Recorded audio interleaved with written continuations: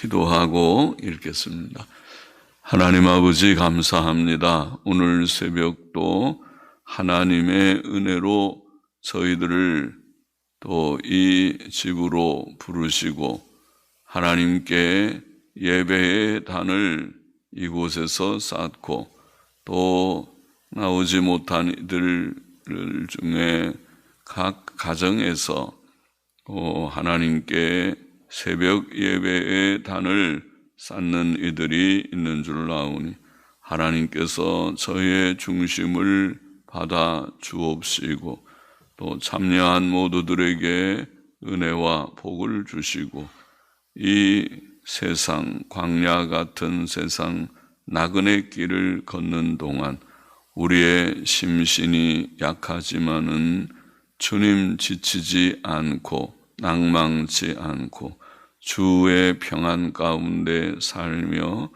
주 안에서 항상 기뻐하며 소망 가운데 즐거워하며 살 수 있는 은혜를 날마다 주시고 더하여 주시기를 원하옵고 주님만이 우리의 기쁨이 되시고 우리의 힘이 되시고 또 우리의 위로가 되심을 저희들이 늘 고백하여 싸우니 주 안에서 늘 힘을 얻게 하여 주옵소서.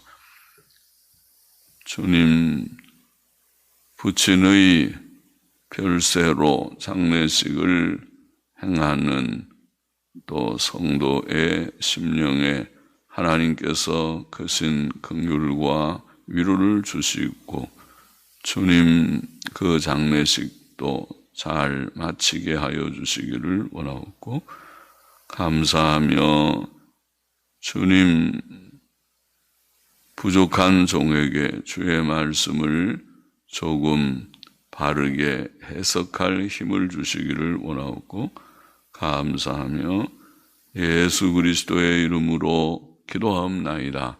아멘. 시편 32편 말씀, 회개와 죄사함의 복에 대한 말씀입니다. 다윗의 마스길이라고 표제가 되어 있습니다. 마스길이라는 말은 명상시 혹은 교훈시 이런 뜻입니다. 1절, 2절 보십시다. 허물의 사함을 얻고 그 죄의 가리움을 받은 자는 복이 있도다. 마음에 간사가 없고 여호와께 정죄를 당치 않은 자는 복이 있도다. 다윗은 죄 사함에 대해 증거합니다. 허물의 사함을 얻고 허물이나 죄의 가리움을 받은 자, 죄라는 말은 구약 성경에서 죄를 가리키는 대표적인 용어입니다. 허물, 페샤, 히브리 말로 페샤, 또 죄는 카타, 페샤, 카타 대표적인 용어고 또 여호와께 정죄를 당치 않는 정죄라는 말도 죄 혹은 죄책이라는 뜻도 있고 죄의 형벌이라는 뜻이 있는 그것도 죄라는 말과 동의어로 쓰이는 말입니다. 허물이 사함을 얻고 죄가 가리움을 받고 정죄를 당하지 않는 것은 다 죄사함을 말합니다. 죄사함은 죄 자체가 없어진다기보다 하나님께서 그 죄를 덮으시고 그 죄의 책임을 묻거나 그 형벌을 내리지 않으시고 죄 없는 것처럼 간주하시는 것을 말합니다. 죄사함을 받은 자는 그 마음이 깨끗해지고 그의 영혼 속에 거짓이 없게 됩니다.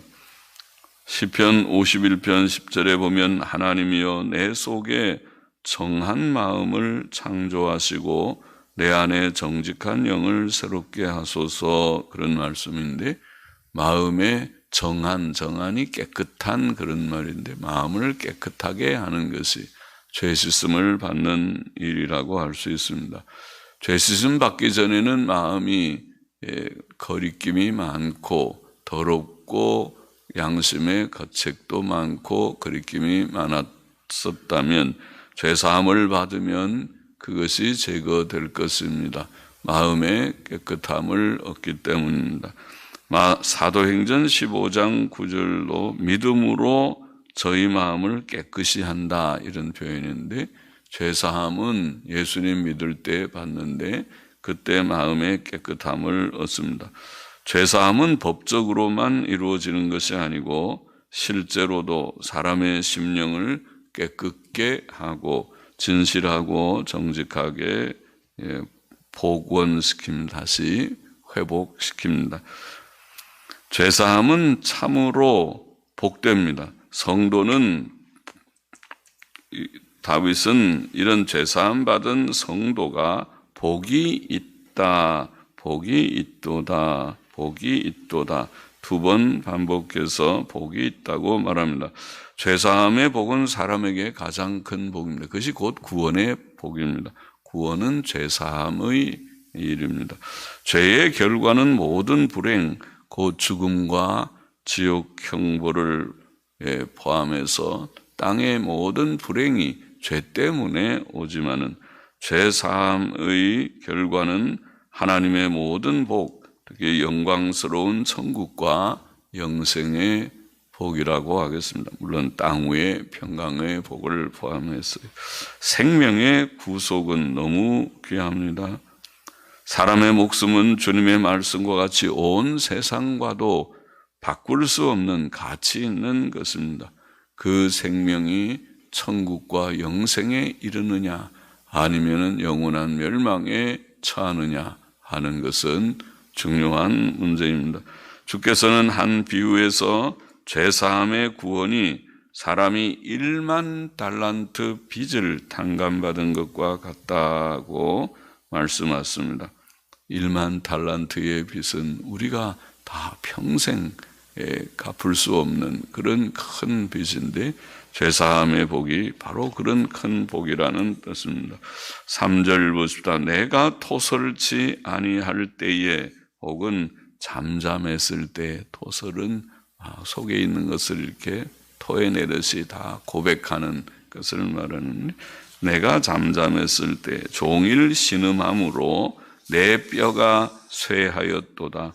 주의 손이 주야로 나를 누르시오니 내 진액이 화하여, 혹은 내 기력이 화하여, 기력, 진액, 혹은 나의 활기, 기력, 혹은 기력이라고도 할 수 있는 내 진액이 화하여 여름 가물의 마름같이 되었나이다. 내가 이르기를 내 허물을 여호와께 자복하리라 하고 주께 내 죄를 아뢰고 내 죄악을 숨기지 아니하였더니 곧 주께서 내 죄의 악을 사하셨나이다. 다윗은 자신의 죄에 대해 잠잠했을 때, 즉 자신의 죄를 고백하지 않았을 때에 심적 고통을 증거합니다. 그때 그는 병든 자와 같이 종일 신음하였고 뼈까지 쇠하는 고통을 당했다. 너무 아프면 뼈가 다 쑤시고 아프고 쇠하여진다. 하나님의 손은 밤낮으로 그를 누르셨고 그의 기력은 변하여 여름 가물의 메마름같이 되었다고 표현했습니다. 성도는 죄를 짓고 회개치 않을 때 이런 고통을 당합니다. 죄는 잊으려 해도 쉽게 잊을 수 없고 지우려 해도 쉽게 지울 수 없는 것입니다. 그러나 죄로 인한 우리의 마음의 고통은 우리로 하여금 진실한 회개를 하게 하는 하나님의 은혜의 손길입니다. 그러므로 다윗은 자신의 죄를 하나님께 솔직히 고백하였습니다. 다윗은 자신의 죄를 인정하고 그 죄를 숨기지 않고 하나님께 자복하였습니다. 다윗이 죄를 고백하기 전까지 하나님께서 그것을 모르셨겠습니까? 그렇지는 않죠. 하나님께서는 모든 일을 다 아시지만 그가 원하시는 것은 단지 우리가 우리의 죄를 그 앞에 인정하고 그 죄로부터 돌이켜 떠나는 것입니다. 잠언 28장 13절에 보면 자기의 죄를 숨기는 자는 형통치 못하나 죄를 자복하고 버리는 자는 불쌍히 여김을 받으리라. 그래서 죄를 숨기지 않고 그것을 자복하고 주 앞에 다 용서를 구하는 그것을 원하십니다. 하나님께서는 회개하는 다윗의 죄를 용서해 주었습니다. 하나님께서는 우리가 우리의 죄를 인정하고 고백하고 그것을 떠나기로 결심할 때에 우리의 죄를 다 용서하십니다. 요한일서 1장 9절에 보면 만일 우리가 우리 죄를 자백하면 저는 미쁘시고 의로우사 우리 죄를 사하시고 모든 불의에서 우리를 깨끗게 하실 것이라. 그러죠. 우리가 고백을 하고 인정하고 인정해야 고백할 수 있죠. 자백하듯이 고백하고 용서를 구할 때 주께서는 우리의 죄를 깨끗게 하십니다. 6절 보시다. 이로 인하여 무릇 경건한 자는 주를 만날 만한 기회를 타서 주께 기도할지라 진실로 홍수가 범람할지라도 저에게 미치지 못하리이다. 주는 나의 은신처이오니 환난에서 나를 보호하시고 구원의 노래로 나를 애우시리이다. 이로 인하여 6절 이로 인하여라는 말 하나님께 죄를 고백하면 용서받기 때문에 이로 인하여 무릇 경건한 자는 주를 만날 기회를 타서 주께 기도할지라. 하나님께서 회개의 기회를 주실 때가 있다는 말이죠. 죄인은 그 기회를 하나님께서 회개하게 하시는 그 기회를 붙들어야 합니다. 이사야 55장 6절 7절에도 말씀하기를 너희는 여호와를 만날 만한 때에 찾으라. 만날 만한 때가 있다. 만날 만한 때에 찾으라. 가까이 계실 때에 그를 부르라. 하나님은 언제나 우리와 가까이 계시지만은 그러나 내가 가까이 계시다고 느끼고 하나님이 가까이 오셔서 회개하거라 하거라고 우리에게 요청하실 때에 그때 주님을 부르고 회개한 악인은 그 길을 불의한 자는 그 생각을 버리고 여호와께로 돌아오라. 그리하면 그가 긍휼히 여기시리라. 우리 하나님께로 나오라. 그가 널리 용서하시리라. 지금이 바로 은혜 받을 만한 때입니다. 고린도후서 6장 2절에 사도 바울은 그렇게 말했죠. 가라사대 내가 은혜 베풀 때에 너를 듣고 구원의 날에 너를 도왔다 하셨으니 보라 지금은 은혜 받을 만한 때요. 보라 지금은 구원의 날이로다. 지금이 아직까지 그런 줄 압니다. 지금은 은혜 받을 만한 때다. 주님이 가까이 계셔서 우리를 부르시는 회개하라 바로 믿으라고 아직도 우리에게 말씀하시는 때인 줄 믿습니다. 다윗은 진실로 홍수가 범람할지라도 저에게 미치지 못하리라고 말하는데 여기에 홍수는 큰 환난과 어려움을 가리킵니다. 성도가 하나님께 회개하고 기도하면 큰 환난도 극복할 수 있다는 뜻이지요. 성도는 고난이 많지만은 의인은 고난이 많다. 그렇게 되어 있어요. 성도는 고난이 많으나 하나님께서 그 모든 고난에서 그를 건지실 것입니다. 성도도 때때로 실수하고 넘어지지만 우리도 같은 성정을 가지고 있어서 기회가 되면 실수하고 범죄할 수 있지만은 하나님께서 손으로 그를 붙들어 주심으로 아주 엎드러지지 않을 것이다. 성도는 7번 넘어져도 다시 일어날 것이다. 잠언 24장 16절 말씀. 환난의 큰 바람은 의인을 결코 삼키지 못할 것입니다. 다윗은 또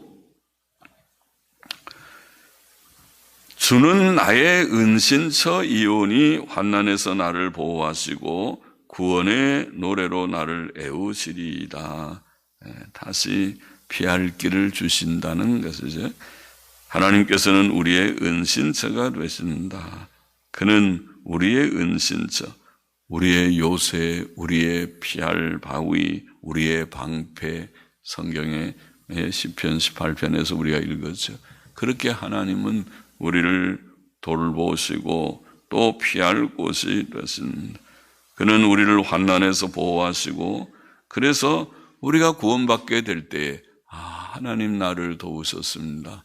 내가 하나님에게 피하였더니 이 환난을 내가 잘 이기고 피하게 하셨습니다고 구원의 노래를 부르게 하실 것이다. 구원의 노래가 우리를 애운다. 둘러싼다는 말은 구원의 노래가 우리에게서 다 나오게 그렇게 하신다는 거죠. 8절 9절 보시다. 내가 너의 갈 길을 가르쳐 보이고 너를 주목하여 훈계하리로다. 이제 성도들에게 권면하고 교훈하는 선지자적인 사역이지만은 하나님의 감동 가운데 교훈의 말씀을 기록합니다. 모든 성경은 교훈의 책이지. 훈계하리로다. 너희는 무지한 말이나 노새같이 되지 말지어다. 그것들은 자갈과 굴레로, 제갈이라고 그러죠. 제갈과 굴레로, 표준말이 제갈과 굴레로 단속하지 아니하면 너희에게 가까이 오지 아니하리로다. 하나님께서는 항상 우리를 주목하시고 우리에게 바른 길을 보이시고 교훈을 하십니다. 성경이 바로 하나님의 교훈의 책이죠. 시편 119편 105절 주의 말씀은 내 발의 등이요 내 길의 빛이니이다. 교훈이라는 말이죠. 내가 어떻게 갈고 어디로 갈고 몰라서 좀 주저하고 방황할 때 이 길로 가거라 하고 빛을 밝히 비추어서 그 빛으로 가면 잘 될 것이다. 그게 주님의 말씀이죠. 성경이. 또 디모데후서 3장 16절 17절 우리가 잘 아는 요절에 모든 성경은 하나님의 감동으로 된 것으로 교훈과 책망과 바르게 함과 의로 교육하기에 유익하니 이는 하나님의 사람으로 온전케 하며 또 모든 선한 일을 행하기에 온전케 하려 함이라. 하나님께서 우리에게 주신 성경이 그렇다. 그래서 성경 말씀을 열심히 묵상하고 그 교훈대로 살고자 하는 자는 온전한 자가 되죠. 온유하고 겸손하고 또 정직하고 착하고 선한 자, 주의 형상을 이루게 되고 깨끗한 자, 마음이 깨끗한 자가 될 것입니다. 성경에 기록된 하나님의 교훈과 인도는 가장 선합니다. 특히 다윗은 성도들에게 무지한 말이나 노새같이 되지 말지어다. 무지한 말과 노새같이 되지. 노새와 말은 말과 노새는 지혜와 이해력과 판단력이 없는 짐승입니다. 무지한 짐승이라고 말하죠. 그것들은 자기의 편한 대로 가려는 본능적 성향만이 있지. 그래서 주인들은 그 짐승들에게 재갈을 끼우고 굴레를 씌워서 통제를 합니다. 그것들은 힘은 좀 있지만은 그러나 자기가 원하는 대로 내버려 두면은 엉뚱한 대로 가기 쉬우니까 훈련을 좀 시키고 또 재갈과 굴레를, 재갈이 뭡니까? 재갈은 짐승의 입에다가 끼우는 쇠토막을 재갈이라 그렇게 재갈을 물린다 그러죠. 쇠토막이고 굴레는 짐승의 목에다가 걸쳐서 그 쇠토막과 또 목에 다 걸쳐서 이렇게 당기면은 쇠토막이 이렇게 해서 자극을 줘서 다른 데로 가려면 딱 당기면은 다른 데 못 가고 정신을 차리게 하는 것입니다. 짐승은 재갈과 굴레로 통제됩니다. 그것은 주인의 지속적 간섭과 제재를 말합니다. 지속적으로 간섭하고 제재해야 겨우 바른 길로 가는 것이 무지한 짐승인데 우리가 하나님께서 계속 징계를 줘서 이렇게 하면 매를 맞고 저렇게 하면 이렇게 야단 맞고 또 징계를 받고 그래야 겨우 간다면 짐승하고 비슷한 존재니 부끄럽기 그지없습니다. 그러지 않고 자발적으로 하나님이 징계 안 하고 또 매를 안 때려도 내가 알아서 나는 인간답게 살리라. 하나님의 형상대로 내가 경건하고 착하고 정직하고 온유 겸손하고 깨끗하게 살다 가리라. 그래야 하나님의 마음에 합하겠지. 10절에 보시다. 악인에게는 많은 슬픔이 있으나 여호와를 신뢰하는 자에게는 인자하심이 두루리로다. 너희 의인들아 여호와를 기뻐하고 즐거워할지어다. 마음이 정직한 너희들아 다 즐거이 외칠지어다. 악인은 하나님을 알지 못하고 하나님 섬기지도 않고 그 명령대로 살지도 않고 자기의 욕심과 쾌락을 추구하며 사는 자들이겠지. 그들이 악인인데 그들에게는 많은 슬픔이 있다. 슬픔 혹은 고통이라고도 번역할 수 있는 말인데 고통과 슬픔이 있습니다. 악인은 마음의 고통을 당할 것입니다. 마음의 평안이 없습니다. 악인에게는 평안이 없느니라. 또 육신의 질병도 많을 것입니다. 의인도 고통이 육신의 질병을 간혹 하나님이 주시지만은 그거 다 이길 수 있고 악인은 육신의 질병도 많고 가정적, 환경적 고통도 많을 것이다. 그래서 악인에게는 많은 슬픔이 있으나 많은 고통과 슬픔이 있으나 잠언 13장 21절에 보면 재앙은 죄인을 따르고 선한 보응은 의인에게 이르느니라. 그런 말씀이죠. 재앙은 죄인을 따른다. 그러니까 죄인에게는 재앙이 많다는 말이죠. 그러나 의인들은 착하게 바르게만 살면 하나님께서 선한 보응도 그 집에 평안을 많이 주실 것을 믿습니다. 우리에게 상당한 건강, 또 부자는 아니라도 일용할 양식에 궁핍이 없어서 오늘도 맛있게 먹고 김치도 먹고 또 어떤 때는 생선도 조금 먹고 고기도 또 주시면 먹고 그렇게 할 수 있을 줄 믿습니다. 악인에게는 평안이 없느니라. 이사야 48장 22절, 57장 21절 이사야에 두 번 그런 말씀 나오죠. 의인에게도 고난이 많으나 그러나 그 심령에는 하늘의 기쁨이 넘칠 것입니다. 사도행전 5장 40절 41절을 보면 저희가 사도들을 불러 채찍질하며 주 예수의 이름으로 말하는 것을 금하고 놓으니 사도들이 잡혀가지고 매도 맞고 채찍질 맞으면 얼마나 아프겠습니까? 채찍으로 맞으면 채찍으로 맞고 그래서 예수의 이름으로 말하지 말라 그러지만 사도들은 그 말 들을 수가 없죠. 그래서 늘 전도하면서 그 이름을 위하여 능욕받는 일에 합당한 자로 여김을 기뻐하면서 그런 말씀이 있죠. 매를 맞는데도 어떻게 기뻐할까? 감사한 하나님의 은혜다. 주의 일을 하다가 욕을 먹으면 기뻐할 수 있는 것이 하나님의 은혜다. 베드로전서 4장 13절에도 너희가 그리스도의 고난에 참여하는 것으로 즐거워하라. 이는 그의 영광을 나타내실 때에 너희로 즐거워하고 기뻐하게 하려 함이라. 고난에 참여할 때에 즐거워하라. 장차 이 믿음 지키고 나중에 진짜 즐거움이 넘치는 날을 보리라. 그래서 우리가 바르게만 살면 하나님께서 그들에게 큰 은혜를 주신다. 여기에 별이 의인은 너희 의인들아 여호와를 신뢰하는 자에게는 인자하심이 두르리로다. 너희 의인들아 즐거워하라. 전에 인자하심이 있다는 말은 우리가 하나님을 바로 믿고 의롭게 살고자 도덕성 있게 방금 말한 경건과 도덕성이 있게 살면은 하나님의 인자하심, 인자가 뭡니까? 하나님의 호의와 은혜와 사랑이 두루 감싼다. 더 주신다는 거죠. 이미 은혜 받은 자가 그렇고 더욱 하나님께서 은혜를 많이 주실 것이니 은혜 충만한 생활, 하나님의 선하신 호의를 많이 받는, 사랑을 많이 받는 생활. 어떻게 하면 사랑 많이 받는가? 믿음으로 바로 살면 다 사랑 많이 받아요. 그러니까 말씀대로 살고 정직하게, 경건하게, 착하게, 겸손하게, 깨끗하게 저분은 흠잡을 것 없어 성도의 표준이다. 귀감이 된다. 그렇게 되게 살면 좋겠습니다. 또 그런 의인들에게 끝으로 하나님을 기뻐하고 즐거워하라. 하나님께서 주시는 복이죠. 평안과 형통과 기쁨과 즐거움을 충만하게 주셔서 항상 기뻐하며 살 수 있게 하실 것입니다. 32편의 교훈을 다 정리해 보면은 첫째로 죄사함은 참으로 복된 일이다. 죄사함의 복, 회개와 죄사함의 복.